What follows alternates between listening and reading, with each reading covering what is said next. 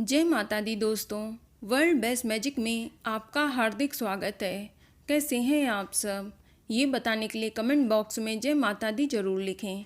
दोस्तों, आज हम बात करेंगे देव उठनी एकादशी साल 2021 में कब मनाई जाएगी और इसकी पूजा का शुभ मुहूर्त क्या रहेगा और व्रत पारण करने का शुभ समय क्या है। इसके अलावा हम जानेंगे देव उठनी एकादशी की संपूर्ण पूजा विधि के बारे में। लेकिन वीडियो स्टार्ट करने से पहले आपसे रिक्वेस्ट है कि अगर अभी तक आपने हमारा YouTube channel world best magic subscribe नहीं किया है तो जल्दी से सब्सक्राइब करके बेल आइकन दबा दें। तो आइए शुरू करते हैं। दोस्तों, हिंदू धर्म में एकादशी तिथि का बहुत महत्व है। हर माह 2 एकादशी पड़ती हैं। इन सभी एकादशियों में देव उठनी एकादशी का विशेष महत्व होता है, क्योंकि इस दिन श्री हरि विष्णु जी अपनी शयन निद्रा से जागृत होते हैं और सृष्टि का कार्यभार पुनः संभालते हैं।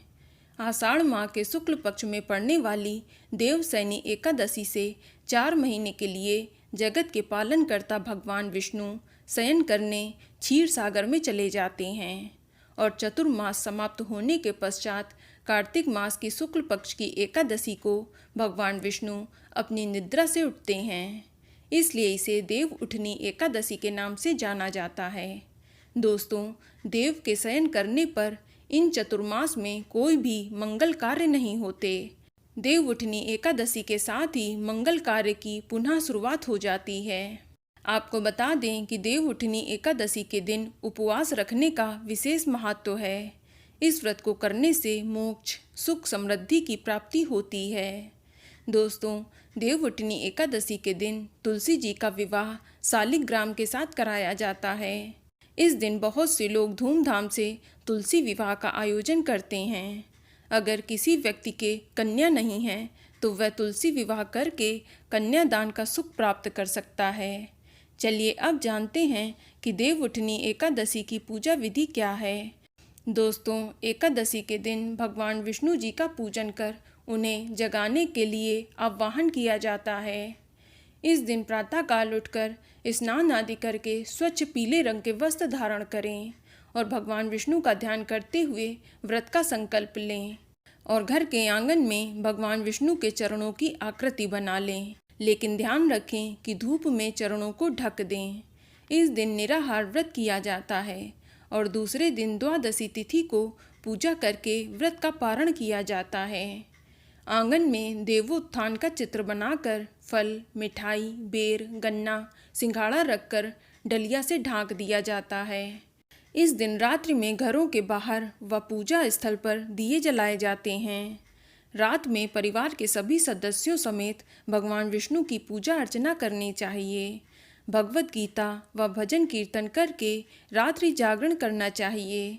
इसके बाद भगवान विष्णु को शंख, घंटा आदि बजाकर उठाना चाहिए और अंत में कथा श्रवण करके प्रसाद का वितरण करना चाहिए। चलिए अब जानते हैं कि साल 2021 में देव उठनी एकादशी कब मनाई जाएगी। तो आपको बता दें कि देव उठनी एकादशी 14 नवंबर 2021 दिन रविवार को मनाई जाएगी और एकादशी तिथि की शुरुआत 14 नवंबर 2021 की सुबह 5:48 पर होगी और एकादशी तिथि की समाप्ति 15 नवंबर 2021 की सुबह 6:39 पर होगी और व्रत पारण करने का शुभ समय 15 नवंबर की दोपहर 1:10 से लेकर दोपहर 3:19 तक रहेगा और हरिवासर समाप्त होने का समय 15 नवंबर 2021 की दोपहर को 1 बजे तक रहेगा। चलिए अब सुनते हैं देव उठनी एकादशी की व्रत कथा, जो इस प्रकार है। एक राजा के राज्य में सभी लोग एकादशी का व्रत रखते थे। प्रजा तथा नौकर चाकरों से लेकर पशुओं तक को एकादशी के दिन अन्न नहीं दिया जाता था। एक दिन किसी दूसरे राज्य का एक व्यक्ति राजा के पास आकर बोला, महाराज, कृपा करके मुझे नौकरी पर रख लें। तब राजा ने उसके सामने एक शर्त रखी कि ठीक है, रख लेते हैं, किंतु रोज तो तुम्हें खाने को सब कुछ मिलेगा, पर एकादशी को अन्न नहीं मिलेगा। उस व्यक्ति ने उस समय हाँ कर ली, पर एकादशी के दिन जब उसे फलाहार का सामान दिया गया तो वह राजा के सामने जाकर गिड़गिड़ाने लगा कि हे महाराज, इससे मेरा पेट नहीं भरेगा, मैं भूखा ही मर जाऊंगा, मुझे अन्न दे दो। राजा ने उसे शर्त की बात याद दिलाई, पर वह अन्न छोड़ने को राजी नहीं हुआ। तब राजा ने उसे आटा, दाल, चावल आदि दिए। वह नित्य की तरह नदी पर पहुंचा और स्नान करके भोजन पकाने लगा। जब भोजन बन गया तो वह भगवान को बुलाने लगा, आओ भगवान, भोजन तैयार है। उसके बुलाने पर पीताम्बर धारण किए भगवान चतुर्भुज रूप में आ पहुँचे तथा प्रेम से उसके साथ भोजन करने लगे। भोजन आदि करके भगवान अंतर्ध्यान हो गए तथा वह अपने काम पर चला गया। 15 दिन बाद अगली एकादशी को वह राजा से कहने लगा कि हे महाराज, मुझे दुगना सामान दीजिए। उस दिन मैं तो भूखा ही रह गया। राजा ने कारण पूछा तो उसने बताया कि हमारे साथ भगवान भी खाते हैं, इसलिए हम दोनों के लिए ये सामान पूरा नहीं होता। ये सुनकर राजा को बड़ा आश्चर्य हुआ। वह बोला, मैं नहीं मान सकता कि भगवान तुम्हारे साथ खाना खाते हैं। मैं तो इतना व्रत रखता हूँ, इतनी पूजा करता हूँ, पर भगवान ने मुझे कभी दर्शन नहीं दिए।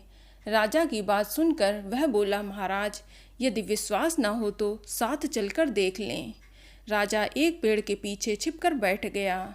उस व्यक्ति ने भोजन बनाया तथा भगवान को शाम तक पुकारता रहा, परंतु भगवान न आए।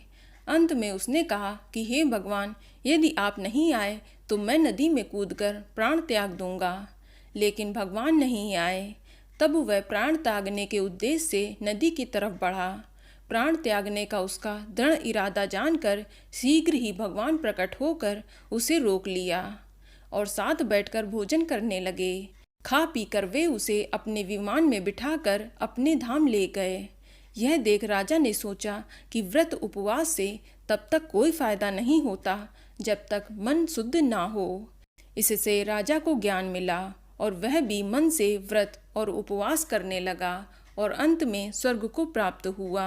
तो बोलो विष्णु भगवान की जय। तो दोस्तों, ये जानकारी आपको अच्छी लगी तो कमेंट में जय माता दी जरूर लिखें, और अगर आपका कोई सवाल हो तो उसे कमेंट बॉक्स में अवश्य पूछ लें। और इस वीडियो को लाइक करें, शेयर करें और साथ ही साथ चैनल को सब्सक्राइब करें। धन्यवाद।